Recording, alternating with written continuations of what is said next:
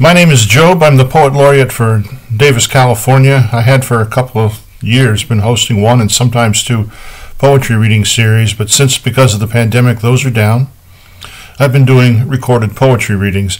I normally don't say too much about myself, but I'm going to put this in here. I've had a health issue the last 2 or 3 months that's affected my mobility greatly. It has to do with circulation in my legs and retaining water and leg ulcers, and I'm seeing a specialist later today, although I have been under a doctor's care the whole time. So that's going on, and that's enough of that. This week's poet is Antonio Machado from Spain. I'm not really good with dates. I wrote this part down. Antonio was born in 1875 in Seville, Spain. I know that's not how they pronounce it in Spanish, but I'm not going to trip over myself there. He died in 1935 during the Spanish Civil War. His first books came out prior to World War I. By the Spanish Civil War, he was pretty well known. He was on the side of the Republic and against the fascists, and he escaped to France in 1935. And during that journey, which he also took his mother, most of his manuscripts were lost. So a lot of the published work is what we have. A lot of the manuscripts were lost, and that's unfortunate. There's a photograph of him on that escape with the manuscripts on his lap. So we know he left with them. What happened beyond that, we don't know. Robert Bly, who did these translations that I'm going to read, wrote this about Machado. Antonio Machado writes poems that seem, after we know them well, to be words written by a close friend. There is a hidden we in his poems. It doesn't feel confessional. It's not a complaint. We don't sense the self-obsession of so many confessional poems. He dreams that bees were making white combs and sweet honey from his old failures in this poem. Last night, as I was dreaming, I dreamt, marvelous error, that I had a beehive here inside my heart. And the golden bees were making white combs and sweet honey from my old failures. In this reading, I'll read that whole poem. So many readers wrote to Bly saying that this poem was the first poem that they had ever memorized. The image is calm and matter-of-fact, and that's not easy to do. Okay, let me have a sip of coffee and we'll get started here. Yes, I'm still using Christmas mugs, late into January. And that's okay. This first poem is called Memory from Childhood. Antonio Machado. A chilly and overcast afternoon of winter. The students are studying. Steady boredom of raindrops across the window panes. Recess over. In a poster, Cain is shown running away and Abel is dead, not far from a red spot. The teacher, with a voice husky and hollow, is thundering. He is an old man, badly dressed, withered and dried up, holding a book in his hand. And the children's choir is singing its lesson. 1,000 times 100 is 100,000. 1,000 times 1,000 is a million.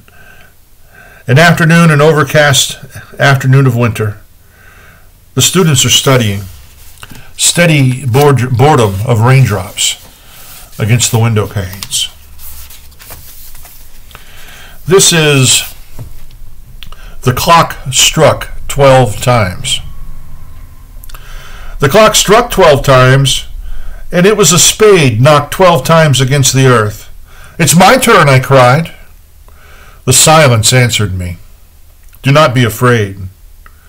You will never see the last drop fall that now is trembling in the water clock. You will never see the last drop fall that is now trembling in the water clock. You will still sleep many hours here on the beach, and one clear morning you will find your boat tied to another shore. This is a short poem, Close to the Road. Close to the road, we sit down one day.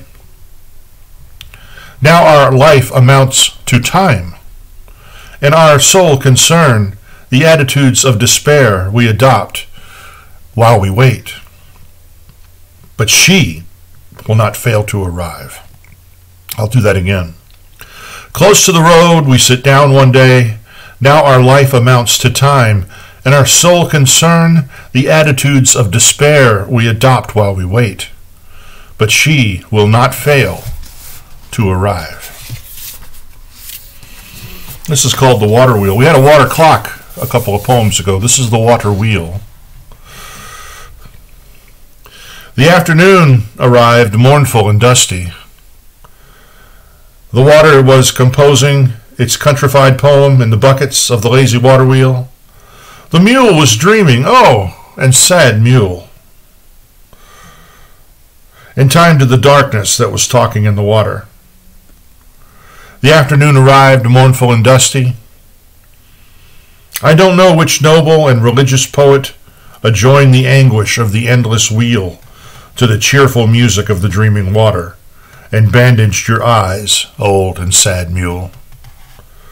But it must have been a noble and religious poet, a heart made mature by darkness and art, a heart made mature by darkness and art.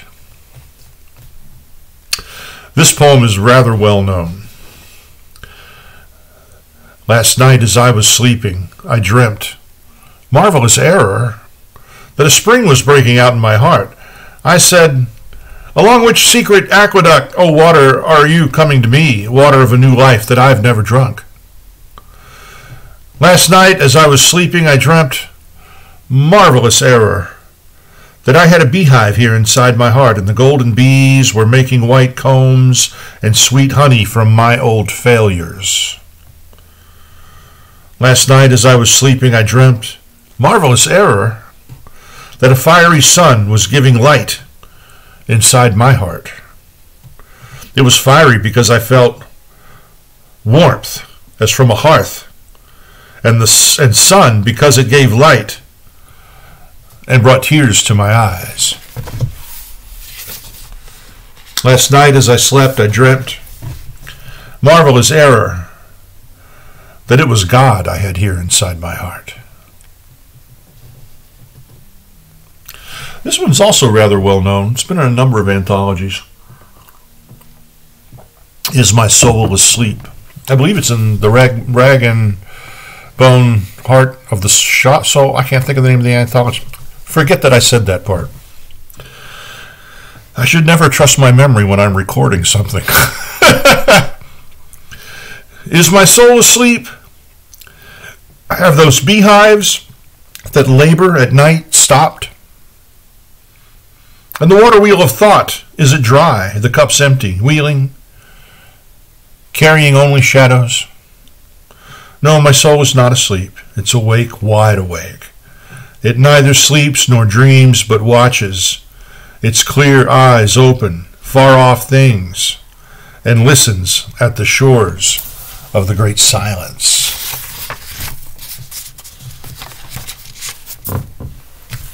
And from the doorsill of a dream. From the doorsill of a dream they call my name. It was the good voice, the voice I loved so much. Listen, will you go with me to visit the soul? A soft stroke reached up to my heart. With you always. And in my dream I walked down a long and solitary corridor, aware of the touching of the pure robe and the soft beating of blood in the hand that loved me. And this is maybe Machado's best-known poem, The Wind One Brilliant Day. I love this poem. The wind one brilliant day called to my soul with an aroma of jasmine. In return for the odor of my jasmine, I'd like all the odor of your roses. I have no roses. All the flowers in my garden are dead. Well, then I'll take the waters of the fountains and the withered petals and the yellow leaves.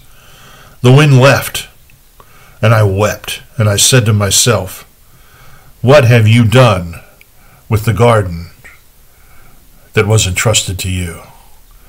Let's do that whole poem one more time, shall we?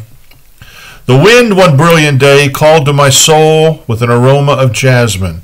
In return for the odor of my jasmine, I'd like all the odor of your roses. I have no roses. All the flowers in my garden are dead. Well then, I'll take the waters of the fountains and the withered petals and the yellow leaves. The wind left, and I wept. And I said to myself, what have you done with the garden that was entrusted to you?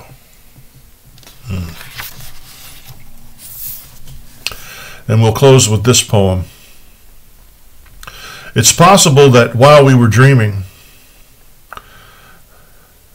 the hand that cast out the stars like seeds and started up the ancient music once more, like a note from a great harp.